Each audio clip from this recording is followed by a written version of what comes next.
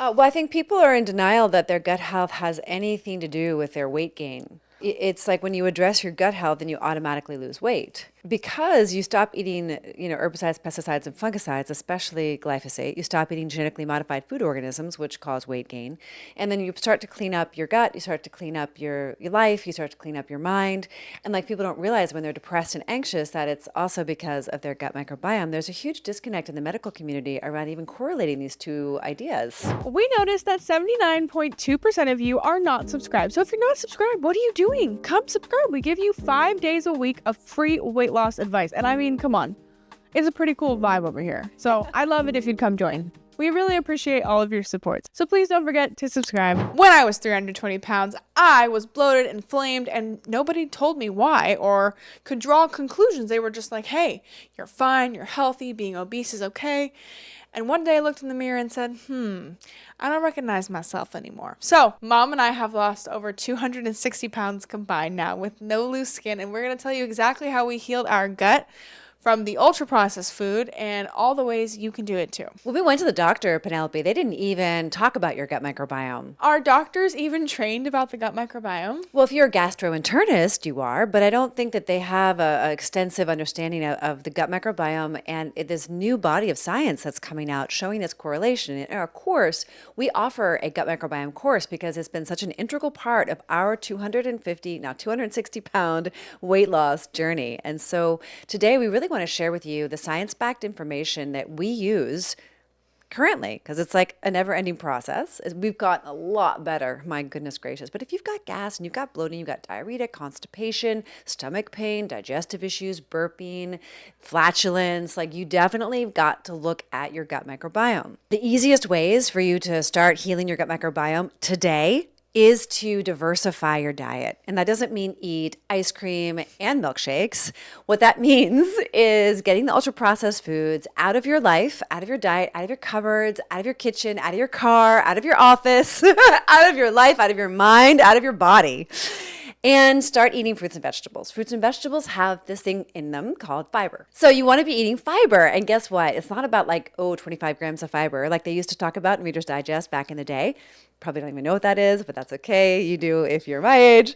And you want to get 30 different varieties of fiber. Come to find out, the fiber from a squash is different than the fiber from a pear, which is different than fiber from garlic. So you want to get 30 different varieties. So if you're just eating iceberg lettuce on your burgers, you might want to diversify a little bit more.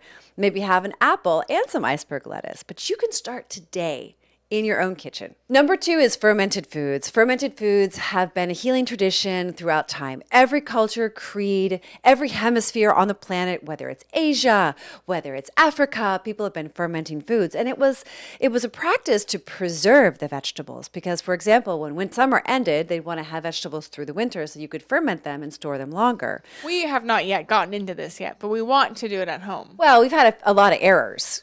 Yeah. Because it's a lot easier to do it yourself. It's a lot cheaper to do it yourself because one bag of naturally fermented sauerkraut at the grocery store can be up to $12, which is a lot of money.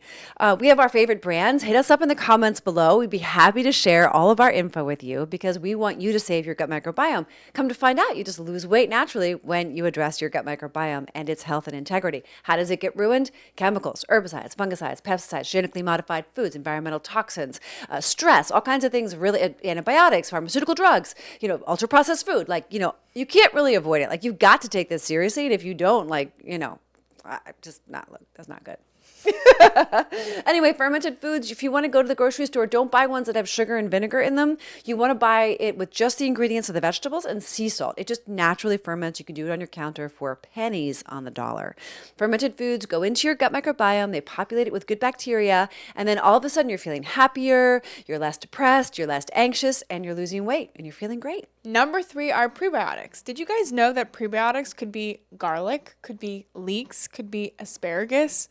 But then I always think about this. how do you cook that stuff? People don't actually know how to cook because we weren't taught in school, because we weren't taught anywhere, actually. We were never taught how to cook and never taught how to cook vegetables. But we were taught in school.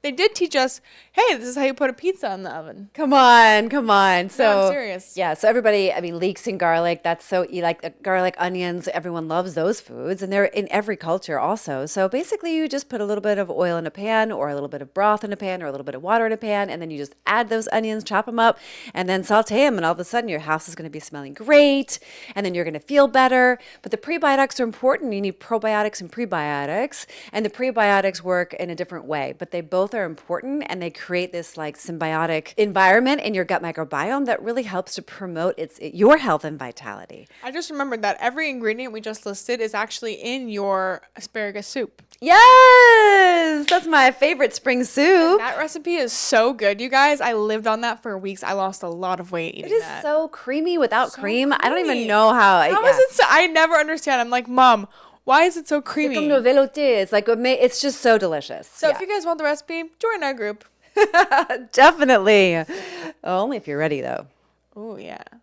Okay, number 4 is repairing your gut lining, which you can do if you drink things like aloe and green tea and cloves. Yeah, I you know me, I add cloves to everything. I just did a recipe this morning that called for clove powder. And I was like, that's really interesting. Yes, you can grind it fresh. If you don't have clove powder, be careful, don't overuse it because it can overpower everything and then it tastes disgusting. Really gross. But you can just add like 1 clove into your green tea in the morning, and that is a recipe for reestablishing the integrity of your gut mucosa. A recipe for reestablishing. That was cute. I mean, seriously though, like you want the integrity of the gut lining to be good, because if not, it's an integral part. Like that means, okay, let's just get really graphic here for a second. The poop gets into your system. I mean, I'm oversimplifying it, but basically there's a permeability issue. And if you've got irritable bowel syndrome, meaning flatulence, just difficulty digesting, if you've got colon issues, chances are you have a permeability issue. You need that mucosal lining to protect it so that your large intestine stays in your large intestine. You don't want like pathogens to get in, bad guys to get in, or your poop to get out. Like you need that to stay contained. That's how it was designed. And when you eat, like, do you know that when you put glyphosate on the chemical glyphosate, which is a weed killer, do you know what it does? What? Well, it pokes holes in the insect's stomach, and then it explodes from the inside out. And that's why we have so much colon cancer, right? Well, that's another topic, but when you eat the food that is saturated with those chemicals, it pokes holes in your gut microbiome. And that's why we have so many IBS permeability issues. And when you really go take it to the extreme, you've got Crohn's disease, autoimmune disorders, you've got like a whole host of mess. And people are starving, right? They're hungry. Why am I hungry all the time? I'm eating so much food. Well, it's their gut mucosal lining. This is a critical point, folks. Number 5, reducing stress, which I think we're all stressed about things that we're not even supposed to be stressed about, like our phone, what time is lunch. I mean, how do we become so stressed about things that just don't really matter? I think it's notifications. Honestly, turn your notifications off, except for our podcast, of course. Did you? Well, yeah, because you get to learn about cool stuff like this, and we're not afraid to tell you. Yeah, but honestly, just don't let your attention get stolen. Well, I learned recently that actually when you get a notification, it distracts you by 50 seconds. 50. So every time you get a notification, you're 50 seconds lost from whatever you were doing. Wow. So if you want to be in a deep state and you want to be not stressed, turn that stuff off.